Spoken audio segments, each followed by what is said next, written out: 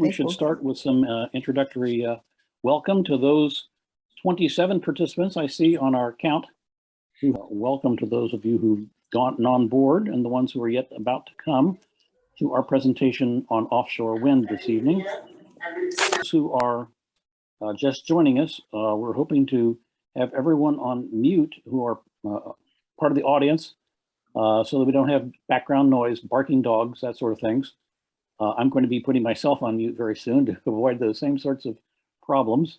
But we will open up the microphone to all later on in the question and answer periods to get a chance to hear from you. This evening's program is sponsored by the League of Women Voters of Sussex County, who did a terrific job of making arrangements and organizing the event. You should all probably know about the League already, but just in case for anyone who's new, the League of Women Voters is a nonpartisan organization that encourages informed and active participation in government. We never oppose or support any individuals, only policies. We often lobby in favor of or against bills in the state legislature or perhaps in other levels of government, county efforts. Tonight's meeting is going to be recorded. As I mentioned, all will be on mute during the presentation so that we won't be having interruption there, but we're welcoming your comments in the chat, which I hope you're all familiar with. Remember that for all of our meetings, we do civil discourse, and I feel sure that'll be no problem for all the wonderful people who have joined us here tonight. I wanted to thank not only the organizers, but especially Martha Rothenberg and Pat Newcomb, who are our technical crew working with the Zoom efforts. We ask that you carefully consider the message of this evening. We're going to have an ask, as you may know, certainly when we go to visit with elected representatives, we frequently have an ask. We are asking you to support or oppose the bill. We are asking you to do something. And tonight we will be asking you to consider the thoughts and arguments that are brought forward tonight and to engage in thoughtful conversations with your representatives and state senators about tonight's attendance, and we'll be urging you to support offshore wind development for Delaware. So without further ado and direction, I'd like to introduce you to our President of the League of Women Voters of Delaware, Gwendolyn Miller, who has some opening comments. Gwendolyn? Thank you, Charlie. Greetings, everyone. I am Gwendolyn Miller, President of the League of Women Voters of Delaware. And on behalf of the League of Women Voters of Sussex County and the Advocacy Corps, thank you for attending tonight's offshore wind presentation, one of several League Day web conferences on important legislative topics. And thank you, Peggy, for asking me to say a few words before we begin tonight's program. The League has been a leader in protecting our country's air, land, and water resources since the 1960s, and today is no different. Our environmental goals are to prevent ecological degradation and reduce and control pollutants. Well, offshore wind is one example of the way we can protect our planet while also providing pathways to economic prosperity. Tonight, it is my pleasure to acknowledge and welcome Senator Stephanie Hansen and Chief Coker of the Lenape Tribe, who will be joining in this audience participation. We definitely look forward to their engagement with tonight's audience. Welcome, everyone. Charlie?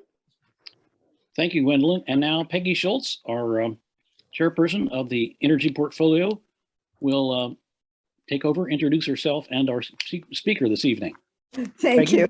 Thank you, Charlie. I'm facilitator for Power People for Offshore Wind Energy Resources, a coalition of organizations that support an offshore wind project for Delaware. And I'm also League Portfolio Chair of Climate Change and Energy. Now, I'd like to introduce our speaker. Willett is well known to most of us, but on the off chance that you've not met him or haven't heard him speak, you should know that he's a nationally recognized expert on offshore wind. He's also a professor in the College of Earth's Ocean and Environment and technical advisor for the Special Initiative on Offshore Wind at the University of Delaware. This latter group is the source of an important report requested by Delaware's Department of Natural Resources and Environmental Control, as well as by the energy committees in both the House and the Senate. He was also the lead author of SIOW reports for Massachusetts and New York, reports that led to substantial offshore wind commitments by those states. Professor Kempton. Thank you very much, Peggy, and I really appreciate the League inviting me tonight, and I appreciate the attendees' interest in this topic. Thank you very much. I'm humbled by the number of people and the deep experience and knowledge that you're all bringing. So hopefully we can have a good conversation after. I'm going to use slides. I'm a kind of visual person. We'll take those off for questions. This is based on a study. We'll talk about that study in a minute, but the basic idea, topic that we tried to cover in this SIOW report is how Delaware can efficiently procure offshore wind power. And we'll talk about what efficient means and so forth, but meeting goals of the state as expressed by elected officials. Just a quick introduction to SIOW, the Special Initiative on Offshore Wind, which is within the College of Earth, Ocean, and Environment at the University of Delaware. We have expertise in analysis and financials for offshore wind. We produce factually based reports. We are generally think it's a good idea for states, coastal states, to develop offshore wind, but we're not advocating for that. When we do a study like the one that we've done for Delaware, we recruit expert advisors and then a separate panel of peer reviewers who are also experts in the topic. SIOW is philanthropy funded. It's governed by an executive director, Chris Olaf, and a board, and does not have commercial interests. So they're not commercial offshore wind or anti-offshore wind, for that matter, interests that are funding the effort. Also, a lot of the participants are working on a more or less volunteer basis, as I did on this study. Prior studies that Peggy mentioned for New York and Massachusetts, and I was the lead on the Massachusetts one, not on the New York one. I contributed to the New York one. And those states, worked over what we recommended, took other advice as well, and did large procurements. So many of the actions they took were based on our recommendations. So I think we have and I believe it's pretty clear that both of those states consider that to have been successful, and they're fairly far along the track on becoming major offshore wind sources for their states and industry located in their states.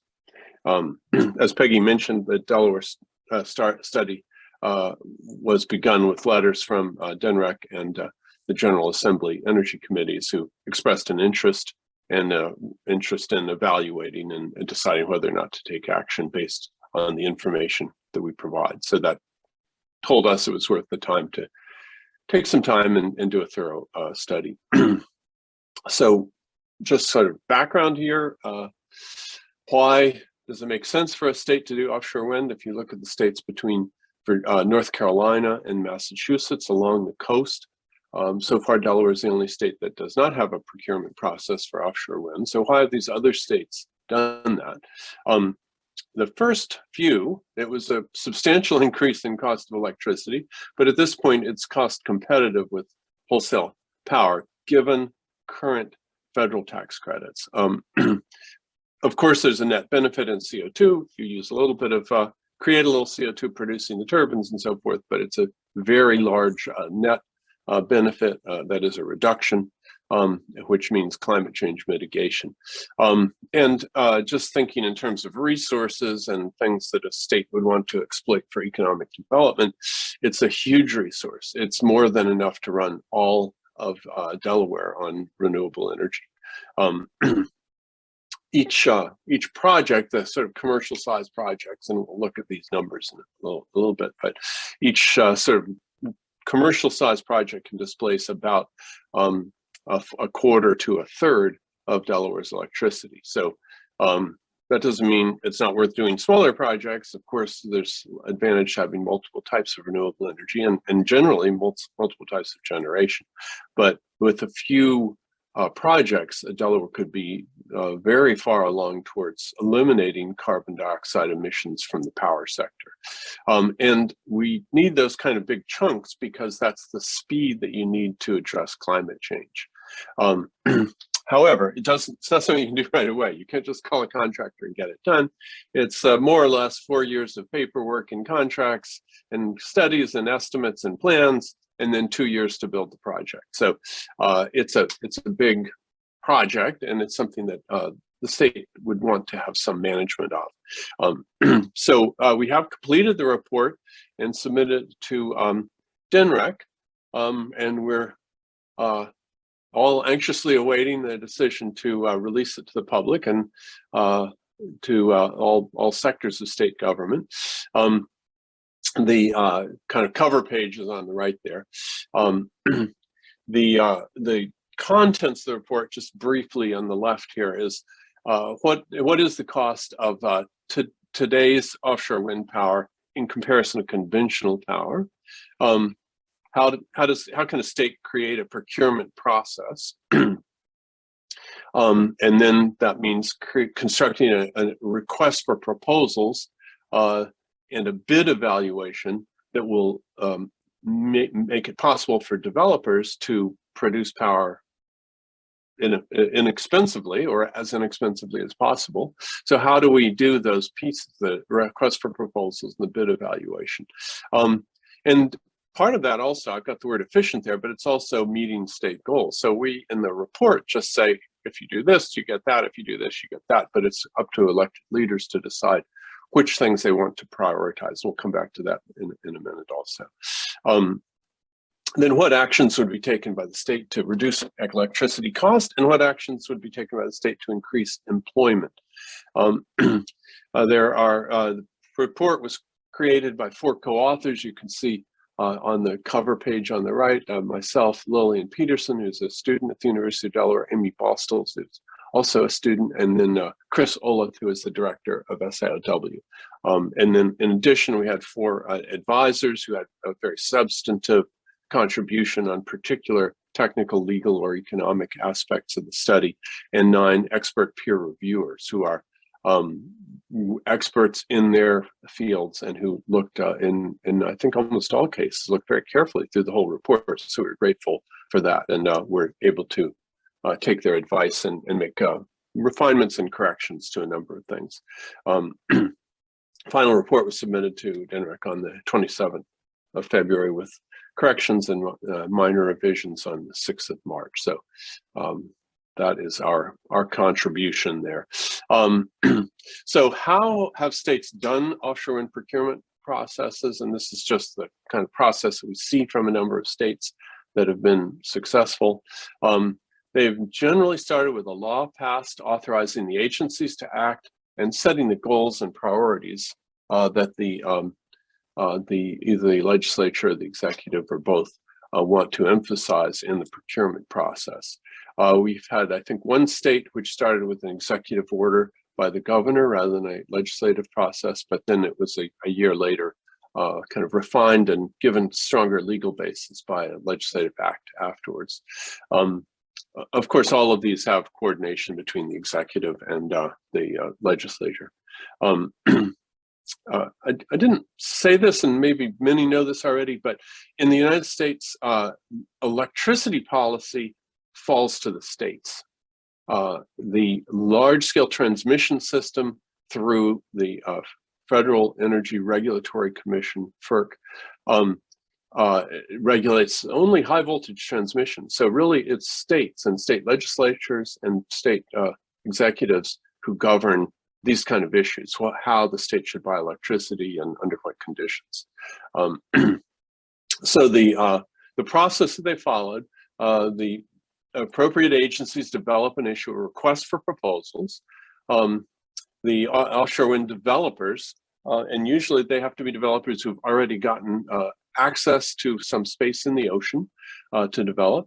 Those developers submit proposals to sell wind power, and they give a particular price. So, you know, there's maybe a request for some number. 800 megawatts is the number we suggest is an economic number. So then the developers come in and they say, well, okay, we'll sell 800 megawatts at, you know, whatever, $60 a megawatt hour or something. And there are usually a number of things. It's not just the price, but that's one thing that would be evaluated. So then the agencies select the winning proposals based on the criteria that have been agreed to by the state government. And a winning proposal, if there is, you know, an acceptable one that meets the minimum criteria, that developer then makes a contract with the utilities to sell the power. So ultimately, it's a contract between the distributors of electricity, the utilities, and we have 4 in the state of Delaware, a contract between them and the developer. And because of some peculiarities of Delaware law, it may be that some utilities do contract and others don't. Others know as much about or more about that than I do. But it's a utility or utilities. And it could be more than one developer. In Maryland, found that 2 developers had good qualifying bids, and they awarded both of them. So then the developer has a several year, maybe two at least year process to submit environmental permits, demonstrate that the project is viable, that it won't cause undue environmental harm, get their contracts with suppliers, including buying the turbines. They have to buy the turbines from some manufacturer of turbines. They also have vessel contracts and use of ports and so forth. So that all gets firmed up. And at the time that all that is done, they get final, don't have it on the list here, but they get final closure on the loans, because these are expensive. You know, it's kind of a $2.5–3 billion project that provides a lot of electricity for 30 years. So they firm up the loans. They've gotten all their permits. There's probably a final okay from the Public Utility Commission or some agency which approves the contract if any modifications, and then construction begins. So that's then a 2-year construction period. The turbines are installed and tested, power cables are connected, and then power flow begins. So that's the overall process. There's a few principles here, you know, in more detail in the report, but some of these are more or less recommendations because we don't see another reasonable way to do it. But you know, to be evaluated by the readers of the report. But we think it's essential to have. I say important. I'm going to say essential verbally to have competition. You need to have more than one bidder. You know, like any auction, to obtain cost competitive bids. And you may have other priorities. Maybe it's jobs or some other outcome. So you want the best. The state evaluating bids wants the best bids, and then picking. You're better off with offerers who don't know what each other's offer is, competing against each other, than to say, well, it has to be at no more than this price, because ceiling price, you tend to get a lot of bids that are just below the ceiling, of course. So especially because the price is changing so quickly. So I guess I'll call that a recommendation, competition. The state is going to issue requirements with the request for proposals. You don't want just anybody coming in and really wasting the time of the agencies and evaluators. So bidders would have to have site control. That means a lease in the ocean. They'd have to have the capability to build a complex $2.5 billion project. So you can look at the company and look at their past experience and capabilities. Another principle is that the state is managing the process, but ultimately the utilities are purchasing power and, of course, reselling it to us ratepayers. The thing that's different, and we really only sort of figured this out in writing the report as we figure out the prices. Bids for offshore wind at the time that we would complete this process in Delaware will probably be within the market cost. They could even be below market cost. So that means that you don't necessarily need a price support mechanism. You may not need a subsidy. It may just be that there's a competition for offshore wind bids, and you get the contract prices in, and they're about the same as what we've been paying, maybe less some years, more other years. Then it's just a power purchase agreement. There's not any special subsidy for renewable energy. Now, that's a policy decision. You know, the state has right now a renewable portfolio standard, and it would probably make sense to fold a project like this into it. But it's a little bit different logic because it's not required. You don't have to first have a a subsidy mechanism and then do a bid. Again, if our predictions are correct about price. Other thing is, if you have a larger project, that actually lowers consumer bills. So, you know, in 10 years ago, it was like, oh, well, this is renewable energy and it's really overpriced, so we better have a small project so it doesn't increase people's bills. Well, if it's the same price, that's no longer the same consideration. There are other reasons why a project that's too large may not be desirable, and we go into those in the report.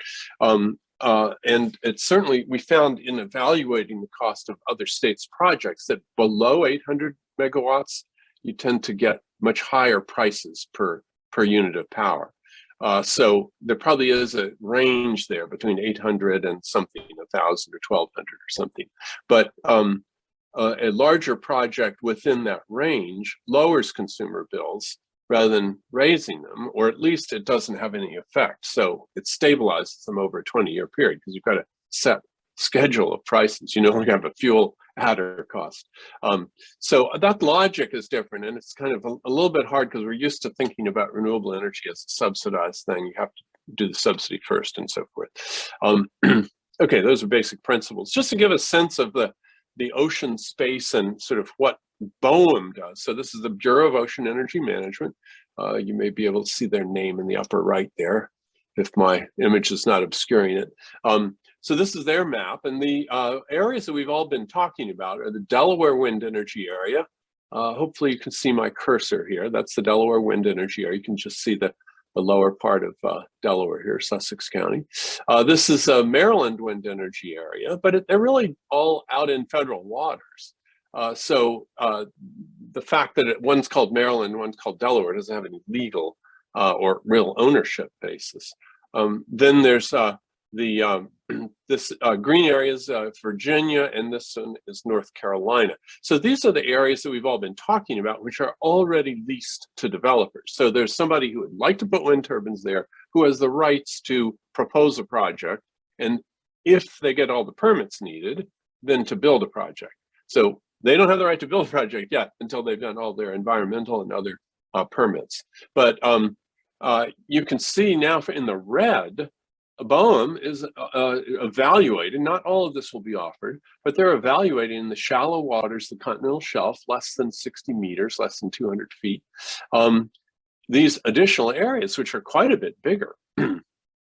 So just to give a sense of scale, this Delaware Wind Energy Area, if you just square out the cut off that triangle there and make it a little bit more like a square, that's enough wind energy to run the entire state of Delaware.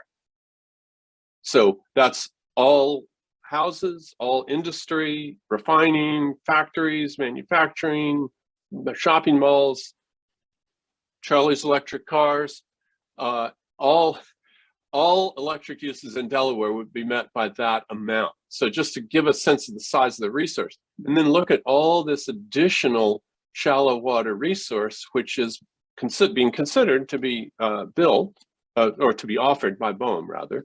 And then this deep water, oops, sorry, advanced it too quickly there.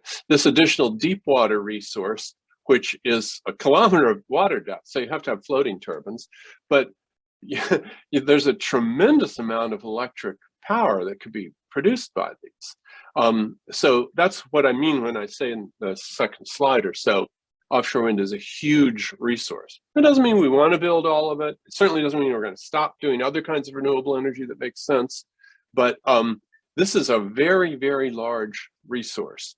And it will mean, I think we know already, it'll mean a very large amount of economic activity along the East Coast here. So that's BOEM's process. That'll get carved up into somewhat smaller pieces, maybe half of that or so will actually become auctioned off areas. And I'm going to guess, given how much was paid for the New York auction just a month ago, that probably all of this shallow water will be purchased by companies who want to develop. We'll see how much of this deep water is, because that's different. The technology is not quite as far along. It may be a little more expensive for the electricity. So it's sort of a test case that we're having right off our shores here to see how much demand there is by corporations who think they can build.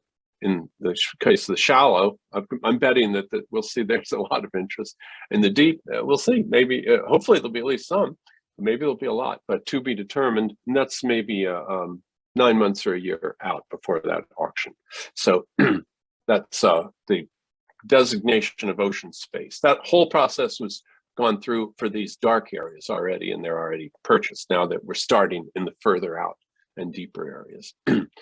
This is a representative kind of schedule. I'm not going to go through that for the sake of time. If there are questions, we can come back to it, but you've got to have ocean space available, RFP, bidders, accept one, maybe two winning bids, and then you start the whole process, which I gave an abbreviated version of before.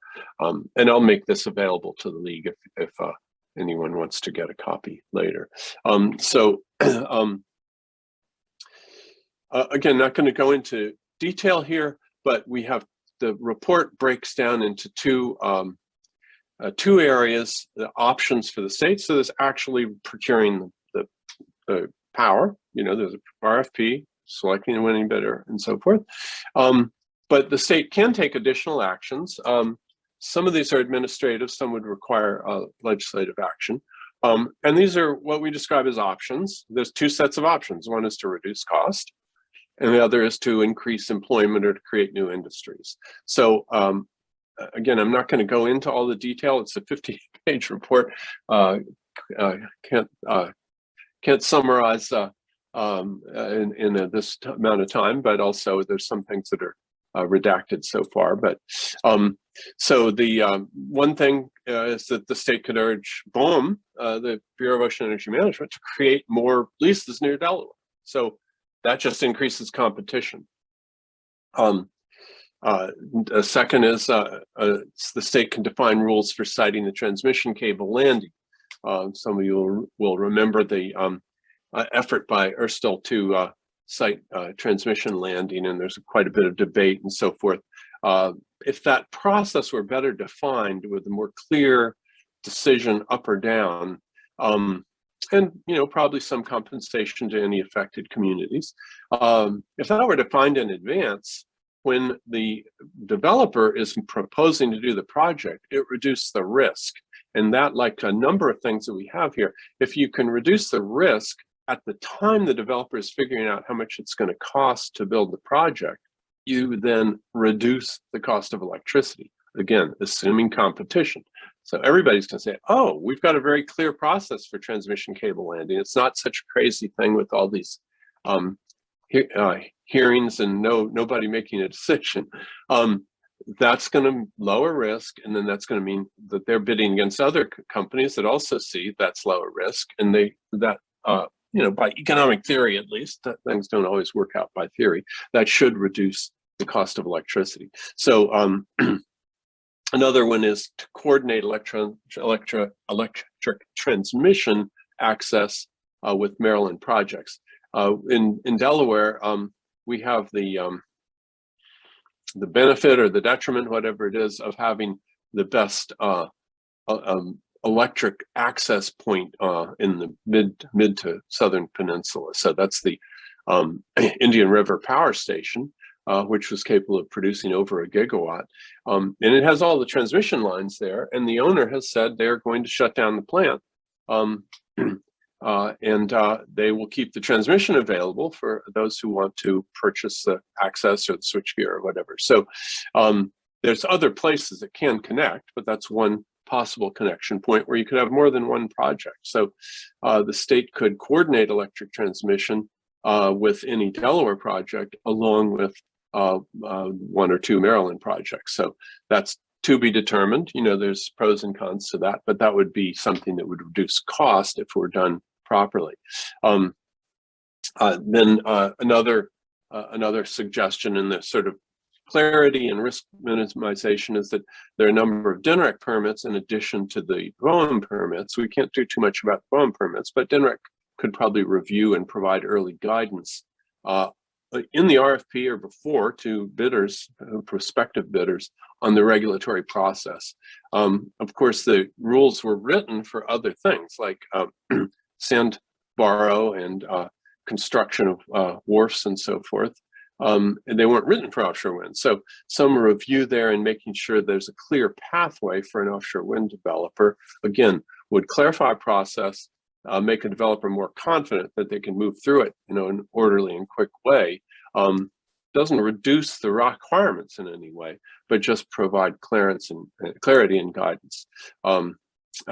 Another item is installing a meteorological buoy prior to the request for proposals. So the wind is dollars, right? So if you have more wind in an area, you can produce more revenue from the same cost of equipment. So knowing the wind speed is really key to estimating how much it's going to cost for power. So depending on where the state thinks the project would be built, and if it's in those new areas that we looked at in red, the new areas to be leased, then there's not buoys out there right now. So there's estimates, you can get a meteorological report, but you could get more clarity by putting a buoy out before the RFP is even written. So you might even have a year and a half of wind data, and you just provide that to all the bidders.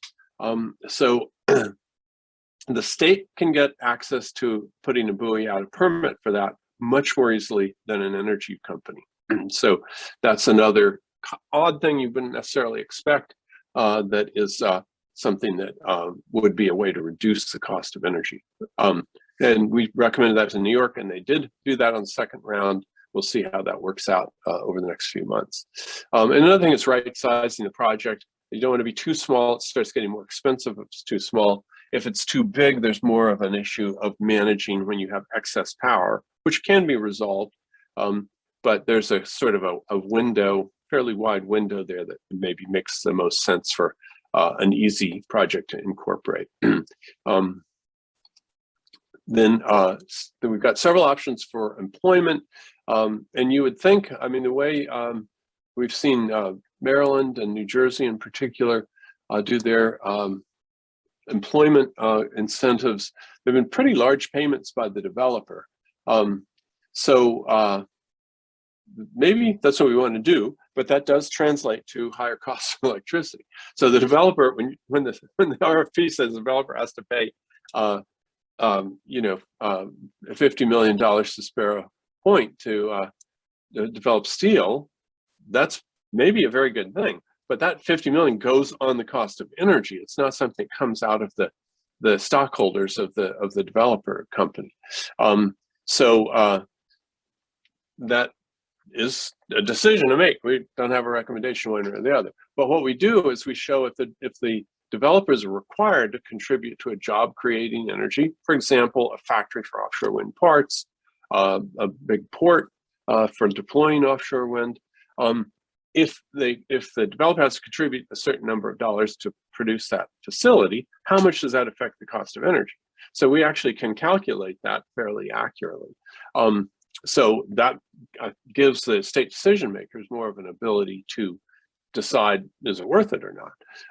Another one is operations and maintenance port.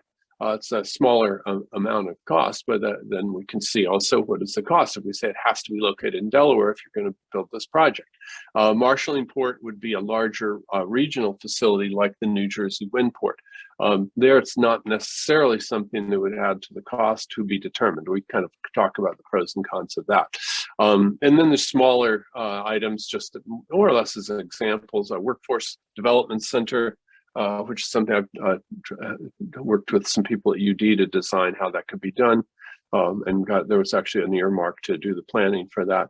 Offshore Wind Visitor Center, just another idea of something that could be done as a requirement on the developer, or may just, a number of these may happen even without any requirements by the state. So that's discussed, the sort of how much it's contingent on the RFP process.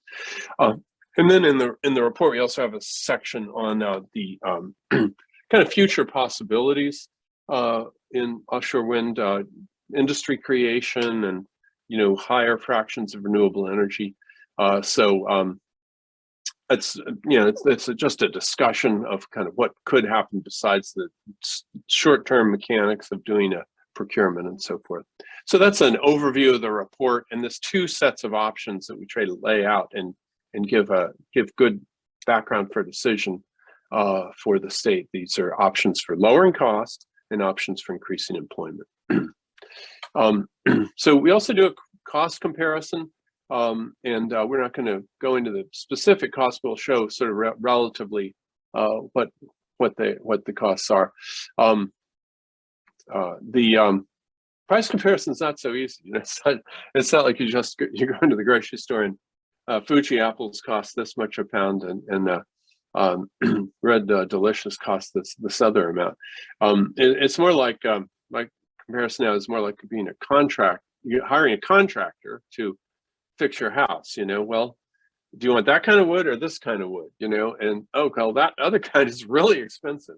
So okay, and we're gonna have our relatives visiting 2 weeks in the middle of your project, so you're not going to be able to do any work that time. You're going to have to just lay all your carpenters and masons off. Well, these things affect the cost. So you're going to get a bill after you give all these requirements that is affected by what you tell them their requirements are. So that's the situation with offshore wind. It's much more like a contractor on your house, and figure out what you want to ask for, and definitely ask for that, but don't ask for things you don't really need or aren't worth the added cost. So again, what we tried to do is look at what the cost is of each of these things. So the other piece with the cost of electricity is, you might have noticed from your bills, the price of electricity is not static. It goes up and down. We are heavily natural gas based in Delaware. So natural gas is moving up and down quite a bit. So it's scheduled for a big jump next year. That was before the current war. I'm allowed to use that word without going to prison because I'm a U.S. resident. The war between Soviet Union, Russia, and the Ukraine. So now, we're expecting much more shortage of natural gas. So external events affect fuel costs.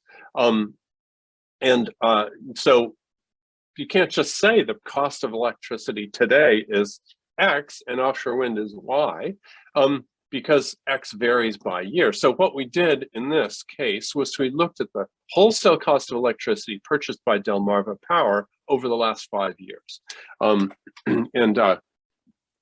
Denmark was good enough to give us data on that, along with several other things that were very helpful here.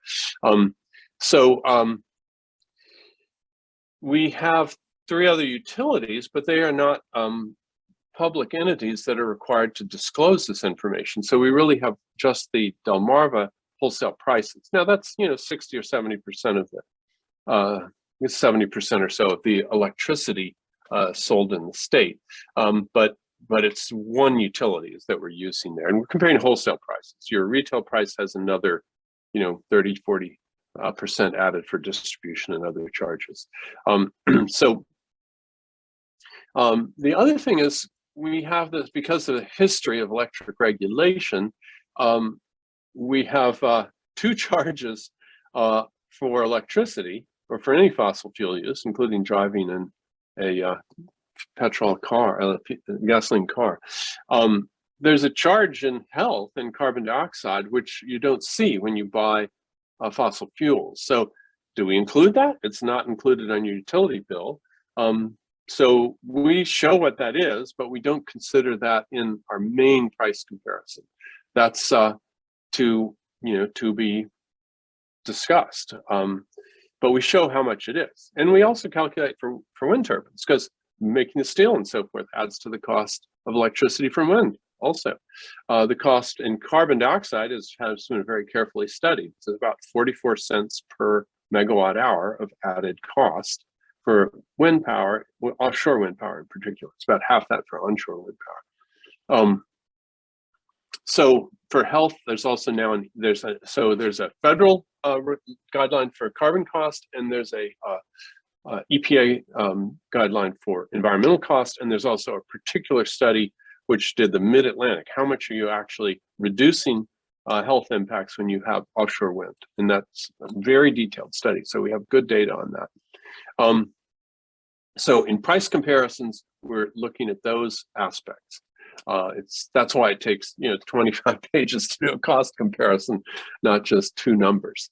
And how do you include federal subsidies? So there's a federal subsidy right now, an investment tax credit for offshore wind in particular. So if you invest in offshore wind and you're a qualified investor with a tax burden, you can get a 30% investment tax credit, as is given for a number of other industries, like the nuclear power industry. It's the same subsidy, in fact. But our Senator Carper got that passed with a few colleagues. So that's something that Delaware can benefit from if we do an offshore wind farm, and that's been important in advancing the industry. So that's a subsidy we don't include when we're saying, what does it cost to Delaware ratepayers for conventional power versus offshore wind power? We don't include the federal subsidy because that's not something that we pay as part of that process. That's going to be out there to all U.S. taxpayers. There also in price comparisons, I already mentioned under 800 megawatts, it's really more expensive.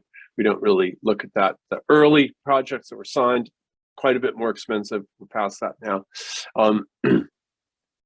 And contract, typically it's 20 years, but the buyer can get more. State can say we want it for 25 years, so with 30 years. These are now kind of estimated to last about 30 years. But that's a known price. So you sign up, and you know what the price is going to be in year one. The buyer does. You know what the price is going to be in year 20. That's not true for fossil fuel. Like as I mentioned before, it depends on external events and supply and demand. So the price may go up, might go down. So that's just makes it very hard to compare in a rational way. And we're going to make a comparison, but I'm just giving the provisos on this and helping to understand what is meant when somebody says it's more expensive or less expensive. And then the last bullet I already mentioned, there's a cost in CO2 and there's a cost in pollution. So here's a graphic of this with, I'm not showing any numbers for this, but just to give a relative amount. So looking at the last 6 years of wholesale prices, well, Delmarva purchased wholesale electricity, and the right is more expensive, left is less expensive. Just looking at the market price, how much was paid by Delmarva, and this is reflected by on our bill. It's a range, fairly substantial range. This line is 0. And then let's look at what Massachusetts got offshore wind for. And they had a bidding that emphasized low cost. So they, on that list of things you could do to lower cost and things you can do to create more employment, they mostly did things to lower cost. And they've got wind bids, and this is 3 represented in this bar, which fall right within the range that we've been paying for conventional power through contracts from Delmarva buying wholesale megawatt hours. Maryland emphasized a bit more job creation, and you can see just comparing Maryland and Massachusetts, they were a little higher on average, although each has a range. The wind's also a little bit slower off Maryland. We estimate how much of that is influencing cost. So if you try to run up, you can see, well, okay, Maryland probably had at least one of their projects was more expensive than anything Delmarva's bought, in the last 6 years. But they also had some, I guess this is 2 projects here, so it's really just 2 points in that bar. The other one is more or less in the middle of what we've been paying for power. And we have a couple of other ways of projecting using a sort of expert projection of how much it's going to reduce. I'm not sure how accurate that is, but that's a published number we can use. And then we did a bottom-up calculation, taking the cost of all the components, estimating what they would be in 2027, which is the time you could conceivably install and start running a Delaware project. And we came up with this number, which is also mid or a little above the middle of the range. But all the inputs to this are somewhat uncertain, so that's not really an accurate point estimate the way it appears there. And then we also said, okay, suppose we take that base number and do either 0, 1, 2, 3, 4, 5, 6, or all 7 of the options that we showed that could reduce the cost of energy. So if we did, some number of those, we probably can't do all of them. They may not want to do some of them, but that gives us another range from our projection, bottom-up projection, how much you could get, and you can get just barely below the current power. So this is not, noticeably cheaper than what we're paying now, but it's not noticeably more expensive either. It's about in the middle. And depending on whose projections you believe, it may be less expensive or it may be the same, assuming that we keep paying the same for electricity that Delmarva has been paying for this last 6 years. Now, what I haven't talked about is the health cost and the climate change part. And I know some people may feel like, well, we have to deal with climate change. It doesn't matter how much it costs. But our job is not to make a judgment like that. Our job is to show sort of what the cost effects are in relation to other things. So this is not a policy recommendation.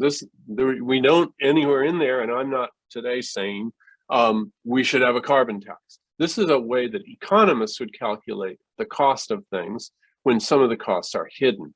And when we buy gasoline at the pump, or when we buy electricity that's produced in Delaware mostly by natural gas, we are emitting pollutants, and we're also emitting CO2. So there are now very good guidelines for estimating how much that is.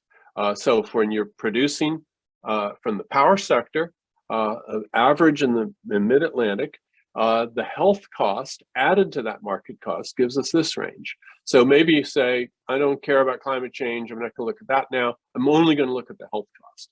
And I know, because I know that's real, I know people get sick and miss work days and have emphysema and die sometimes prematurely because of these emissions. So if those were added in, the cost of our current power would be in the range that you see here.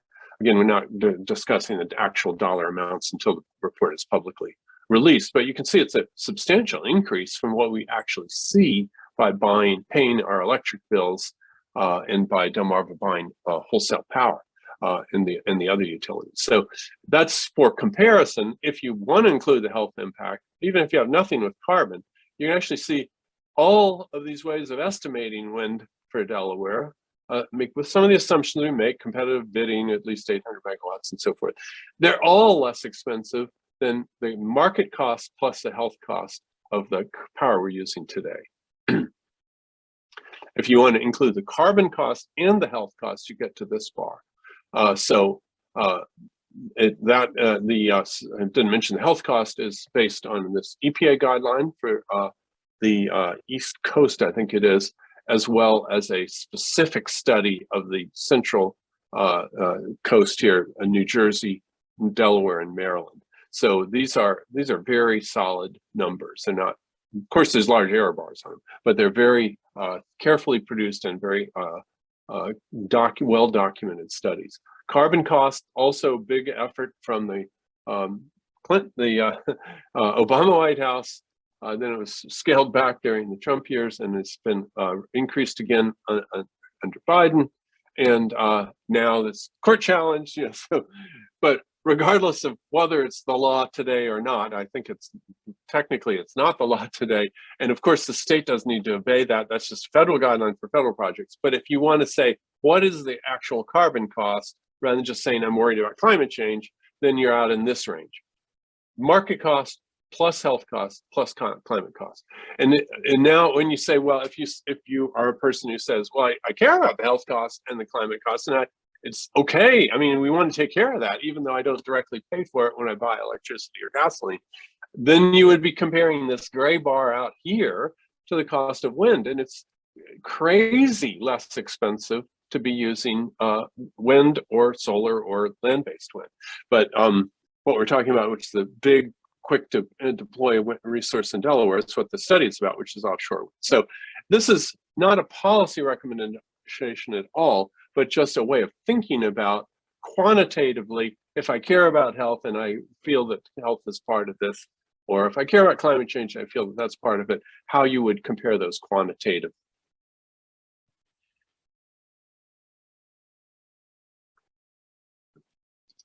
So that's just the cost comparison. What does it cost for electricity? What does it cost for offshore wind?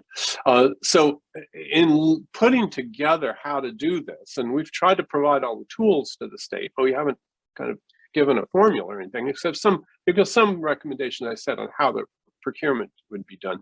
But there's 3 goals to prioritize, and we just try to show the relative benefits and costs to some extent. That's low cost of electricity. That's a positive. Even if you have other priorities, it's good to not increase the cost of electricity.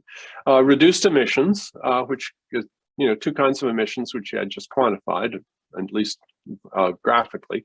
That is health improvement and climate change, different gases, different regulatory regimes, and then creating good jobs and growing industries. So in picking among the options, in some cases they're trading these off, and so you may say, well, we care more about jobs, we want to have the developers subsidize growth of industry in Delaware, but then that may have a detrimental effect on the cost of electricity, or vice versa.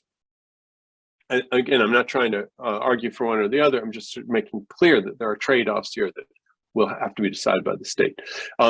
One thing that was surprising in doing the study is that there are a number of job opportunities, although there's some that are quite expensive. There are a number of job opportunities which are quite low cost, or in some cases no cost, but maybe would help, some facilitation by state agencies would help them to happen.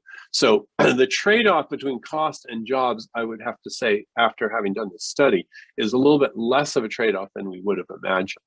So let's think about the trade-off between low cost of electricity and reduced emissions. I mentioned this earlier, I'm going to say it again because it's so counter to the way everybody's been thinking about this. We've always been thinking about, we need to reduce emissions, renewable energy is more expensive, so we got to figure out the trade-off between low cost of electricity and reduced emissions. Well, as you saw graphically, and when the report's released, you'll see the numbers behind that and the details of how we came up with those, and maybe you disagree with one, agree with another or whatever, but what you see is we're no longer in the expensive renewable energy field anymore. And this has been true for land-based wind in the Great Plains for several years. It's just now, and I don't mean now like today necessarily, but now by the time a Delaware project would get built, no longer true. We're in that same range already. I can't say it's much cheaper than the power we're buying today, but it's almost certainly not more expensive, especially if the state takes some of these actions to reduce cost.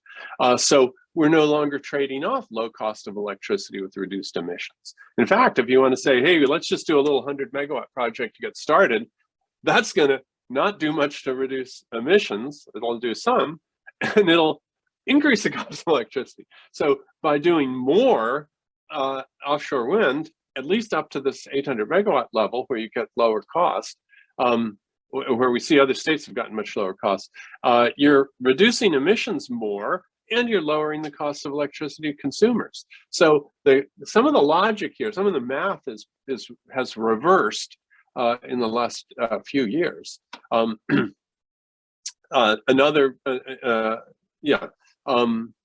then between jobs and reduced emissions, so how do we trade those off? Well, again, they don't really trade off. If you do more offshore wind, well, they do in some ways. Okay, so if you do more offshore wind, you're creating more jobs in that area, as long as you make sure some of those are in state.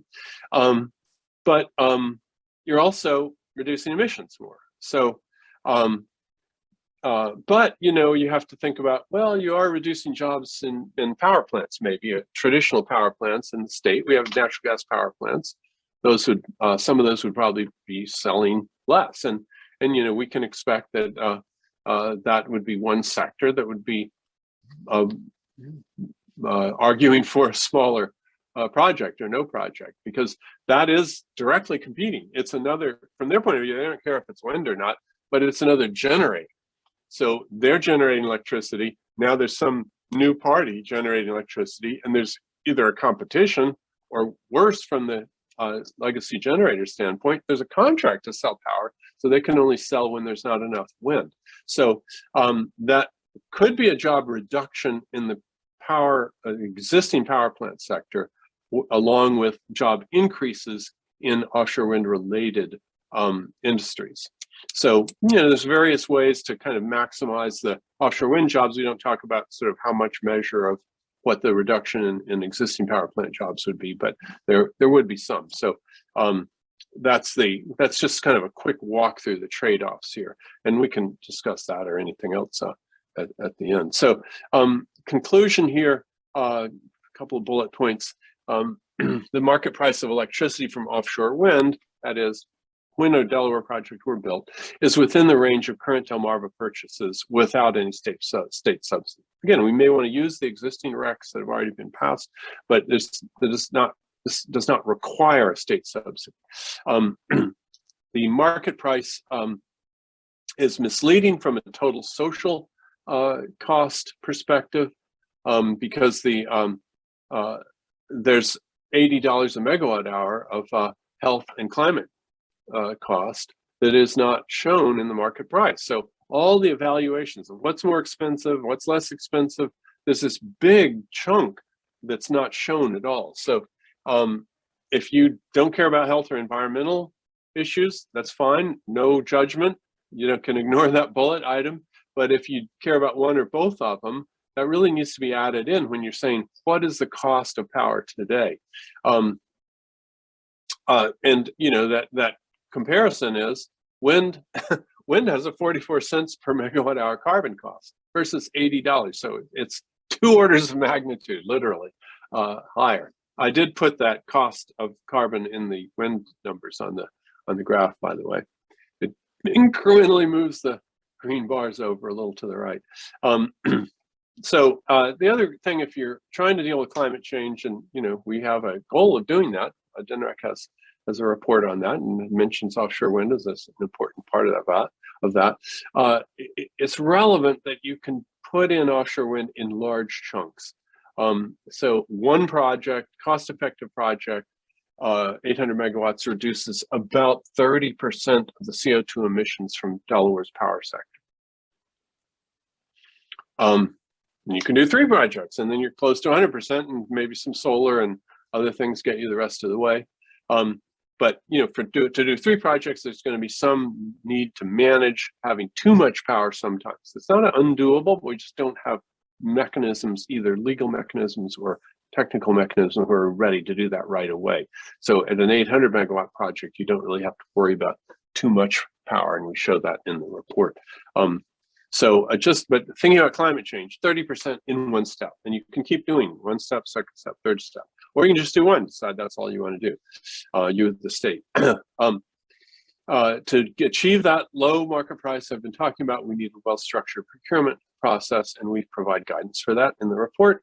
And the state has options to reduce for costs further than that, or to add employment or new businesses.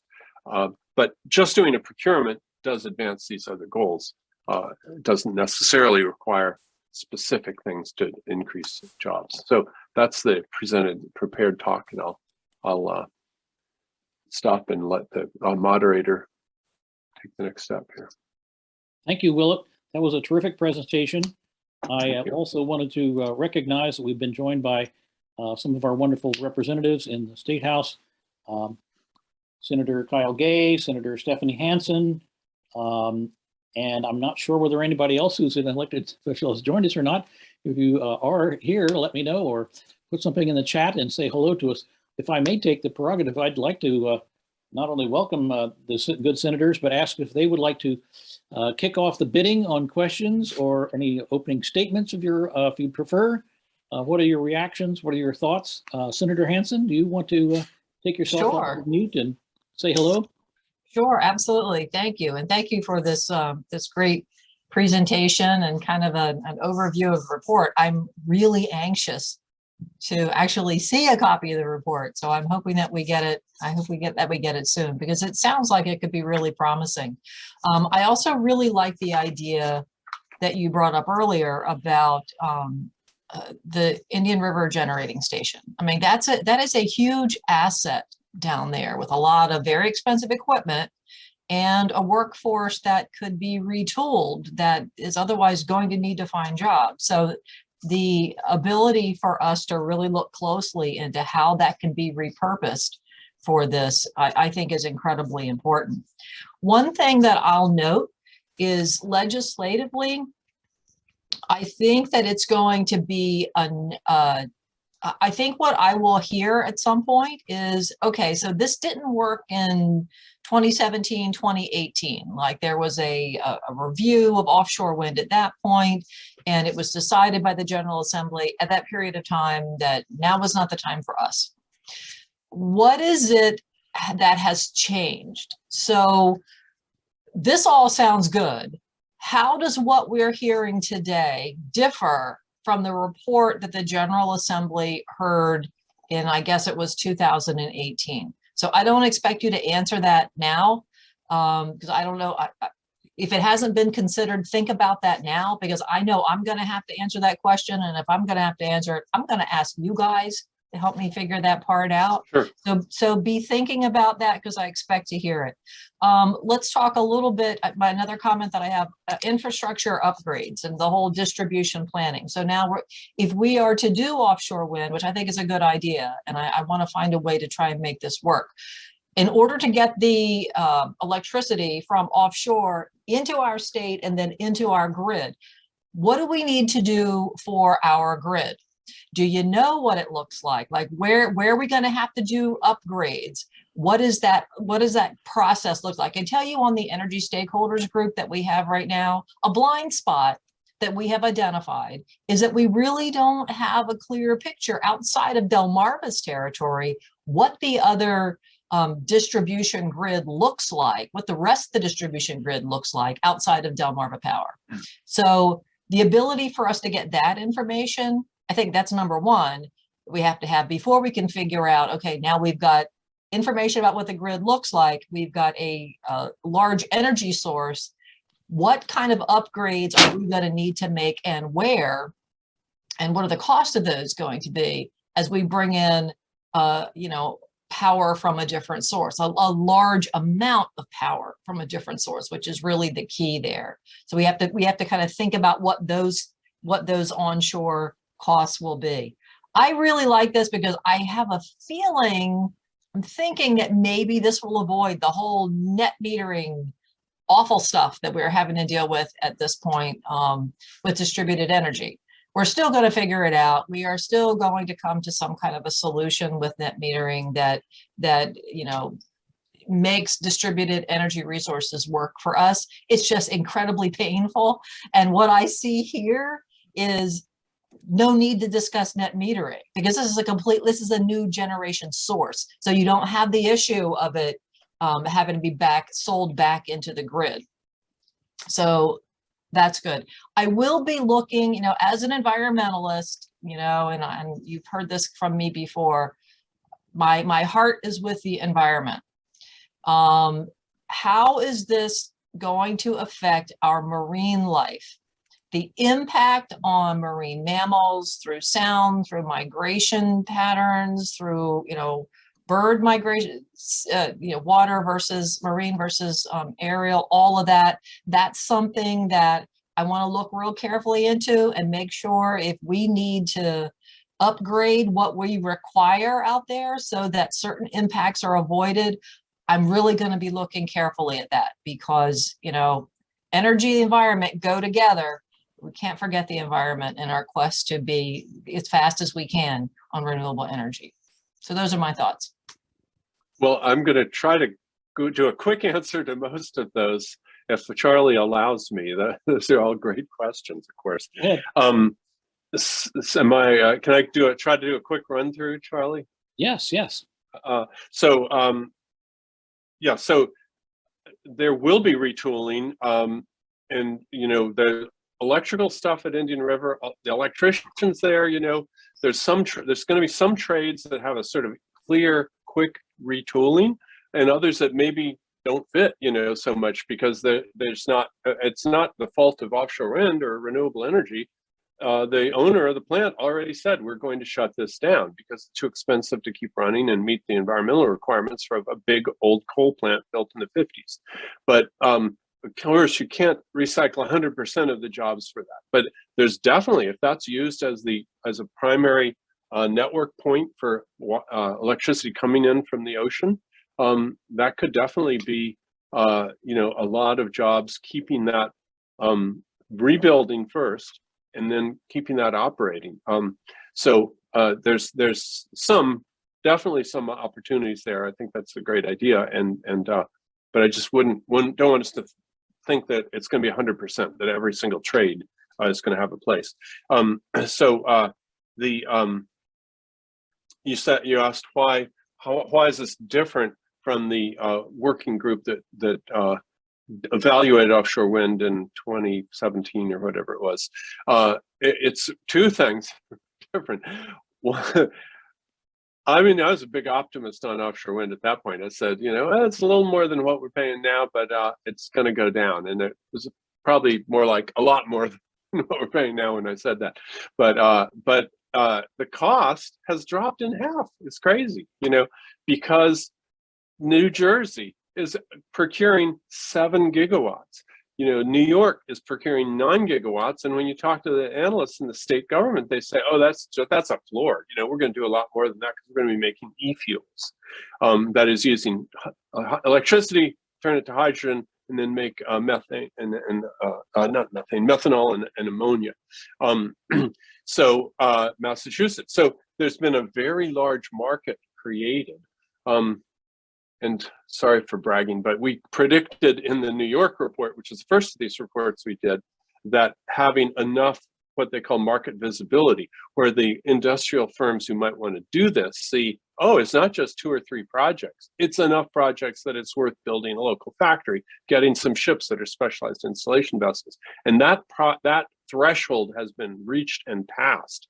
So the cost has gone down a lot, along with technology changes, including larger turbines. So the US market has changed and the world market has changed, and both of those have pushed the cost down to half of what it was when that decision was made. And again, I'm looking a couple of years ahead when I'm saying the cost now.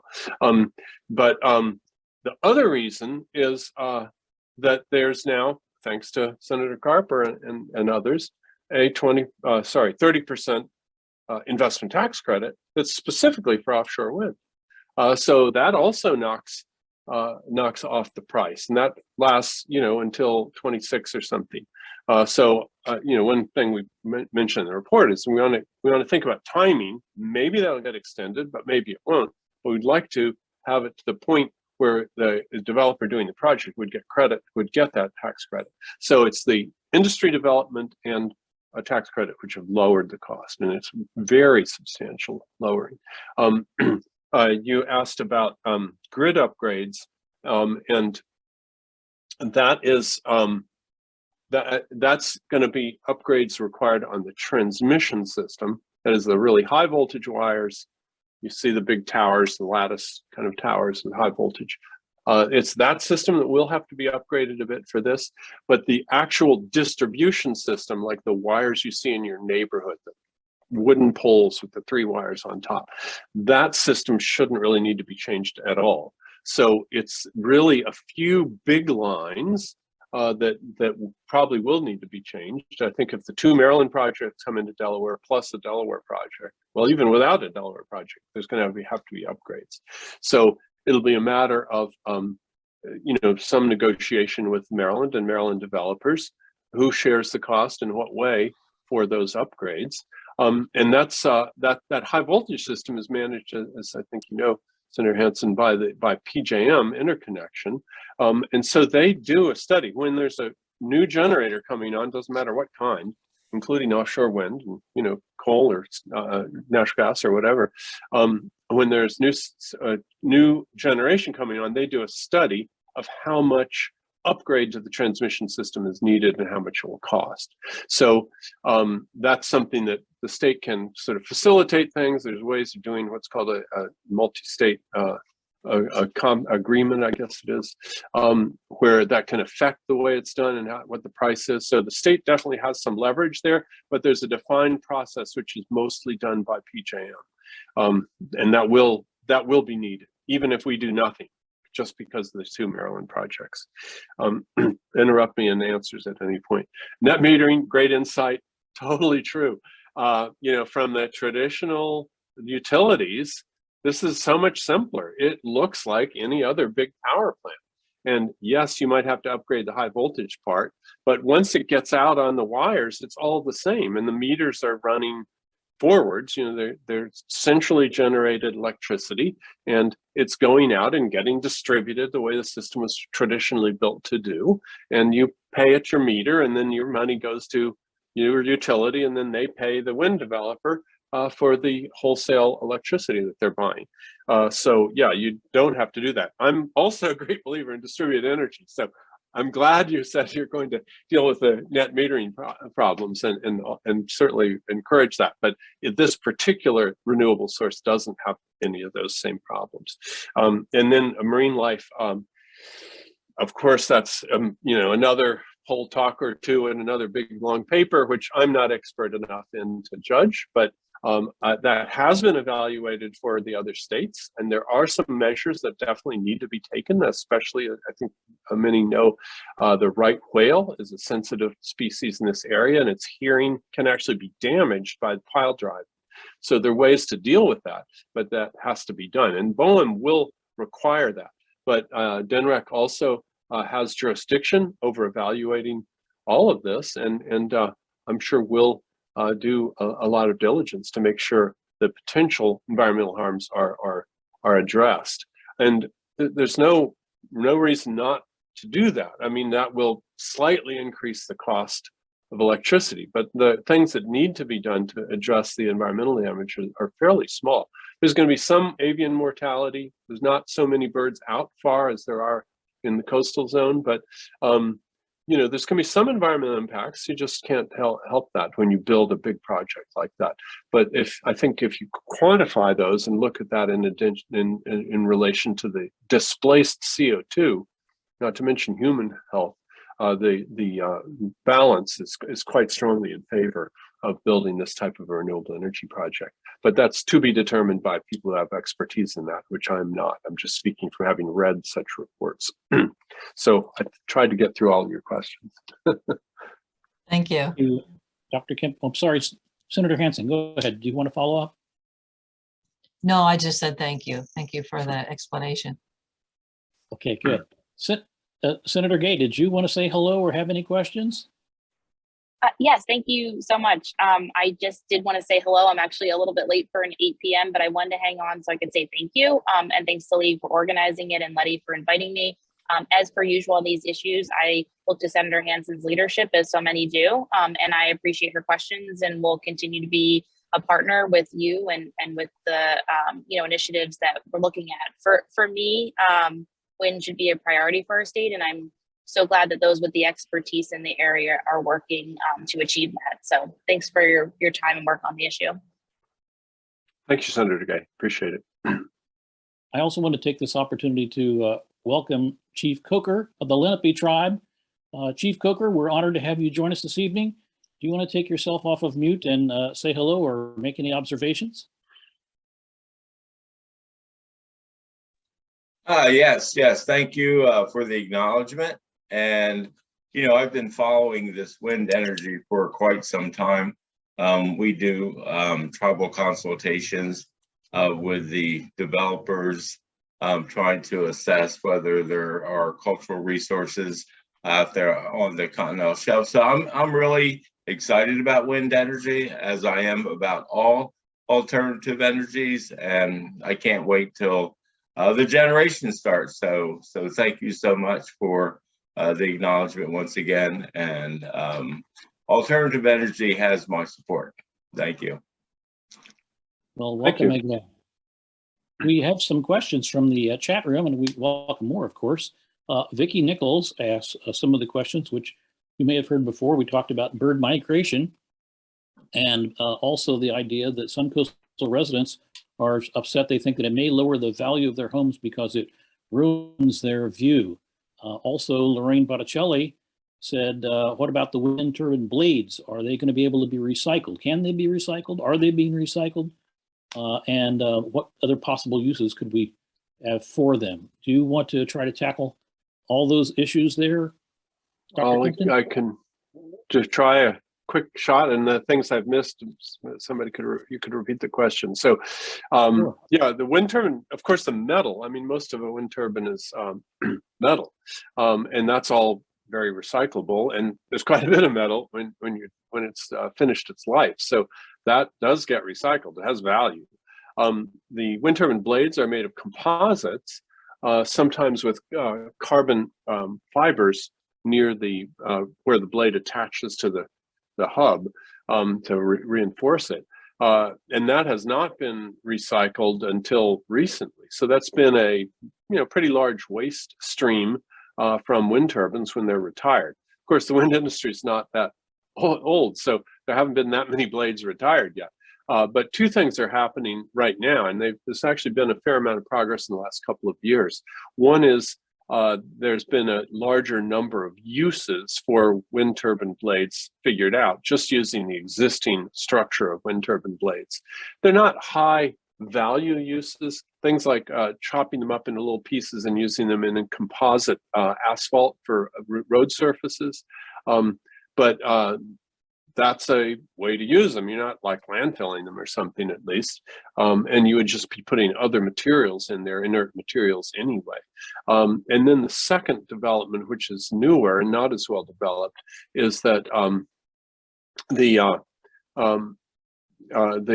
of the wind turbine blade manufacturers are changing the formulas that they use for the composites and resins to make the blades so that they are more recyclable into more similar higher value products at the end of the life cycle.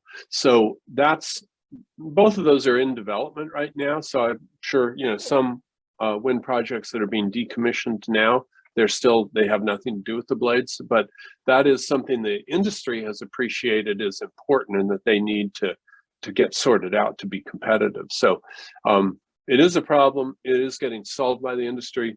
I don't know what else to say about it. That's all I know about it, really. There's a lot more to know, but I don't know any more than that.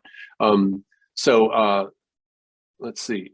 So there's a federal complaints about federal. The other. Sorry, view. Okay. Yeah, so some of my colleagues at the University of Delaware have studied kind of effect on view, effect on tourism, property values. I don't know if we've got a good study on that. There have been studies of property values of wind turbines on land, and there's not really any effect in ocean properties. I don't know. I don't know of a good study there. It's possible, that it would reduce the property value a bit, but we don't see that in the studies of land-based turbines, really. So I don't know. I don't have an answer to that. I think some of the materials I've seen kind of opposing wind power certainly exaggerate the likely effect quite a bit, but there could be an effect. Don't know. What was the other question? I think you've addressed those pretty well. We were also questioned about bird migration routes. I think you addressed that partially already. I was just going to add a thought of my own about ruining the view. The mayor of Lewis, Delaware, Mayor Ted Becker, went to Rhode Island, where they built a first offshore wind farm here for our country, and interviewed people up there. What did they think about the view being ruined, that sort of thing? Everybody up there seemed to be very interested, very supportive of the wind turbines. In fact, tourism actually increased because they got geeky nerd techie guys like me who wanted to go up there and see them and stay in a bed and breakfast and spend money at restaurants. So they see the view as one of the things that's increasing the value of their homes and businesses and bringing in more tourists. So that's my response to those sorts of things. If we could get back to the chat here, Peggy Schultz was pointing out that the Audubon Society of Bird Protectors say on their website, 2/3 of U.S. bird species are threatened with extinction by temperature rise. Is that something that you would respond to, or is that just a statement that you would know about anything on that Well, topic? so again, I'm not an expert in avian impact. I've studied it a little bit, but just as a perspective, land-based turbines in the entire U.S. On average kill I think it's 2.5 birds per turbine per year. So that's, we don't want to kill any birds, right? But if you compare that to a large hotel, for example, in a coastal area, you might have several hundred birds that are killed in collision on windows. So, but then, we'd like to minimize that, and you actually do minimize it to some extent by placing turbines offshore, because generally, other than the birds that are resting on the water and feeding in the water, the birds that are flying through offshore, one of these mentions migratory birds, they're generally way above the wind turbines. So the migratory birds are not affected, but the water birds may be flying through where the blades are. They could run into a tower, but that's generally when it's very foggy. Birds don't tend to run into things if they can see well. So that means a clear window they may not see, or a wind turbine in a very dense fog. That's when you tend to get bird collisions. So, but we're talking about, sort of 1s and 5s of birds per turbine versus, I don't know if this is exactly the right number, but 2/3 of bird species threatened by temperature rise. So you have to do trade-offs. There's not any kind of renewable energy that gives you absolutely no environmental impact. And this offshore wind is maybe as much as any other renewable energy does have an environmental impact, but we need to compare that against the benefit from climate change and pollution. People don't, there's no good number on how much wildlife is damaged by pollution, but it is non-zero.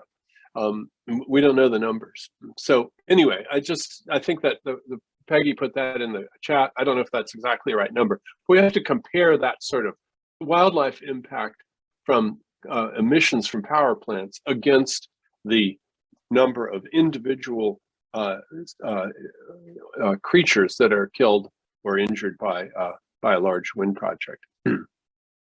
Very good. Jeanette Octor joins us and asks about the federal subsidies for wind power. Some people complain about that. Do you know what the subsidies are for the fossil fuel industry or the nuclear industry? How are they compared? Are they similar? Are wind power getting more than its fair share of federal subsidies? Well, the fossil fuel industry is fairly complex, and the way that that's calculated, is it really different from other industrial investments? I'm not sure. I hear that there's a fairly high subsidy, but I don't know that. I can't attest to that. I'm not an expert on it. I do know the subsidy for the nuclear industry, which is a investment tax credit, and it's exactly the same percentage as the investment tax credit for offshore wind, except the nuclear industry has a second subsidy called the Price-Anderson Act, which provides government subsidized insurance in case of an accident with nuclear power. That's been estimated to be worth about 2 cents a kilowatt hour. So I think we can say that the nuclear industry has a larger federal subsidy than the offshore wind industry. Also, the offshore wind industry subsidy was for 5 years. The nuclear industry subsidy was for 10 years. Why? I don't know. I guess because it takes 10 years to build a nuclear power plant. But so the wind industry is not getting more subsidy than other power generation, I would say, is the short answer to that. Here's another comment from Peggy Schultz. Perhaps you can respond. Researchers have ground decommissioned offshore wind turbine blades, ground them up, and used the grindings to make cement making a 27% net CO2 emissions reduction from the concrete manufacturer. Have you heard about that? I don't know about that. It's a great observation. Oh, I see. GE, right. GE's been working on the blade issue. So that's working with their existing blades. That's the first of the two ways I said they were doing.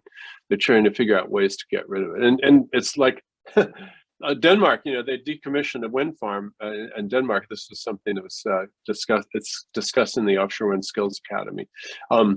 And they went to it's actually not concrete in that case, it was macadam, asphalt.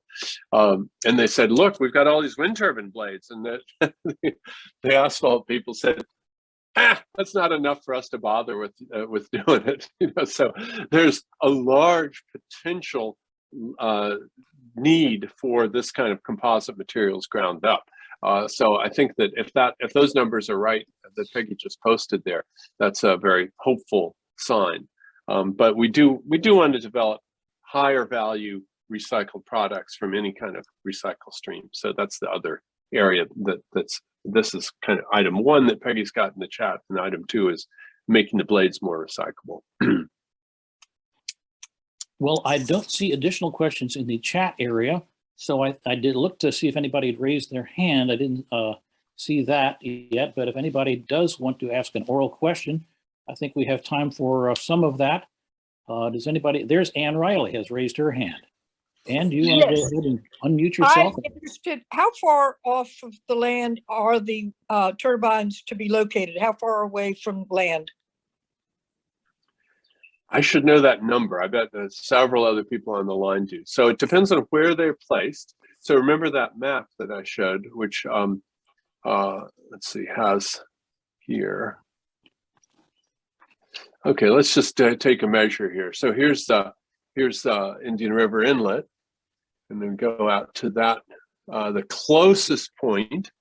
Do you want the number in miles, nautical miles, or kilometers? Yeah, miles. Okay, so that's about 18 miles to be the closest, and 38 or so miles to be the furthest. So between 18 and 38 miles away from the coast. Okay. Now, of course, new projects are going to be out further here in this area that's got an A in it. So that's starting at, say 40 miles and going out to 40 to 50 miles. So that's going to be barely visible, if at all. So the projects that are already committed are Maryland projects in this nearer area. There's some open area there still. And future projects would be further out. How would sea level rise be a concern? Well, of course, one reason for doing renewable energy is to reduce the amount of sea level rise, but any kind of engineering project, whether it's highways, bridges, or offshore wind turbines, has to allow for the amount of sea level rise expected during the period of life. In this case, these have probably a 30 to 35 year life. I think maybe worst case, you might have a foot or a foot and a half of sea level rise. I don't know those numbers real well. So that would have to be, you'd have to have everything a little bit higher than you would otherwise. But it's not that much of a change, you're adding a foot of steel to the tower or to the base. Jill Gelmer also had a question from the chat saying, what happens when the wind doesn't blow? Even though the wind is blowing stronger, probably offshore, nice, strong, consistent wind. What happens if the wind is not blowing as strong as we had hoped? Any thoughts? Well, I think so any sort of any of the commercial renewable energies we have now, solar and wind, are not constant power production. But it turns out none of our other electric generation is constant power production either. A really well-maintained thermal plant, like a relatively new natural gas power plant, has about a 5% of the time that it's unscheduled outages. The polite word is unscheduled outages. That is, you expect it to be running, but something fails and it goes out. So the whole power system is designed for individual generators going out at times. And that's why it's a network. It's not just one generator that feeds, Wilmington, say, and another generator that feeds Dover, and a third generator that feeds the Sussex County. They're all interconnected. So when one fails unexpectedly, then the others pick up the slack. And we've already built all those generators. So today we have enough generators, including some from outside the state, to run all of Delaware, right? So if we put in a new renewable energy source, again, whether it's solar or wind, when that goes down below the power that's needed, then we have the power sector has all these contracts set up for conditional power and power when load drops and so forth. So they would have contracts to provide from existing power plants power, which is when it was needed for making up any deficiency in wind. And that's just the way the system works. And the states that are doing this are already doing that. Now, when you start getting to 80% wind power, 90% or 100% of your power coming from wind, you want to have additional special provisions, because then you've got power plants sitting around, they're only run occasionally, and it's not going to be worth the money to keep them running. So that's when you start wanting storage, or you start wanting conditional uses, where you give an industrial, say, hydrogen producer really cheap electricity when there's too much, but you tell them you're not allowed to draw any when there's not enough. So these are all kind of known things. It's just we don't have enough storage cheap enough to do that right now. But those are the mechanisms that will be used and are already being used for the current fleet of power plants, which are also intermittent. Senator Hansen added a comment saying we need to continue to emphasize battery storage, just as you were saying, Dr. Kempton. Do you know anything about the prices of storage? Are they going down too, just as wind power's cost is going down?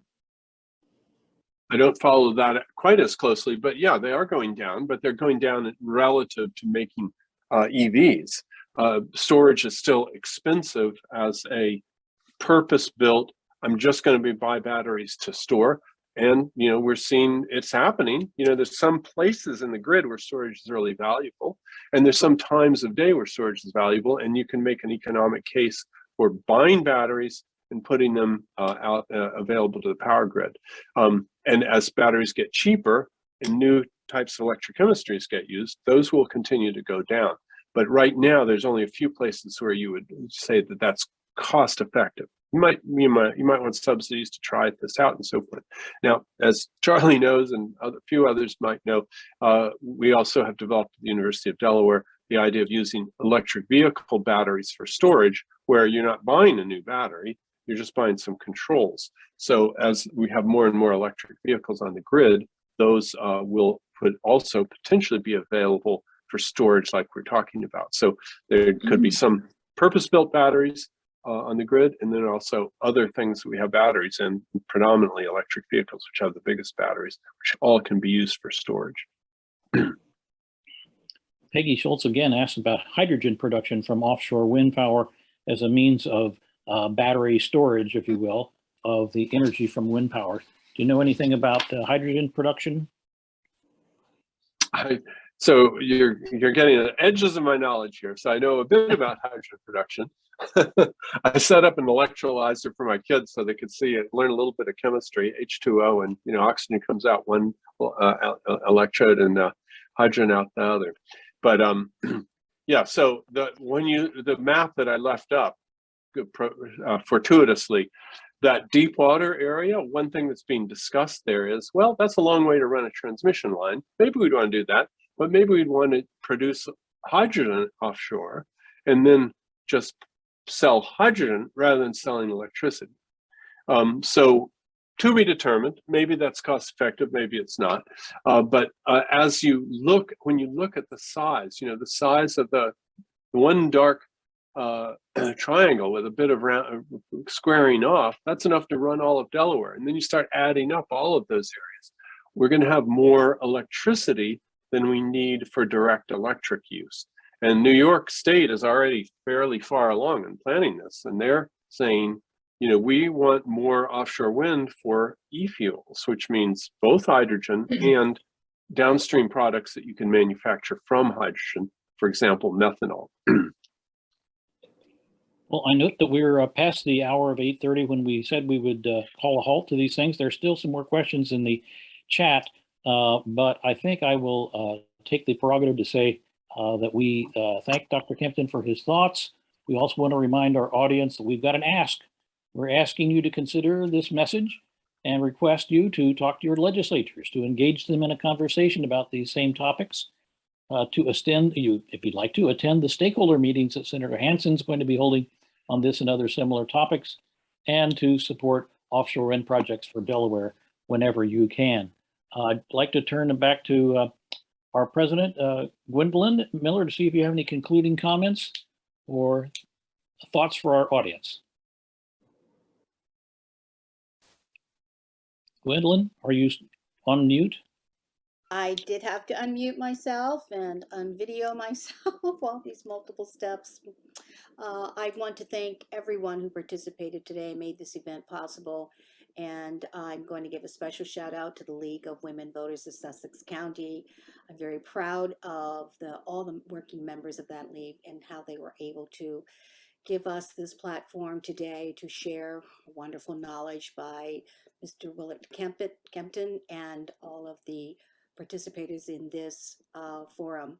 Thank you, Peggy Schultz, and you, Charlie, for being a wonderful moderator and facilitated this program beautifully.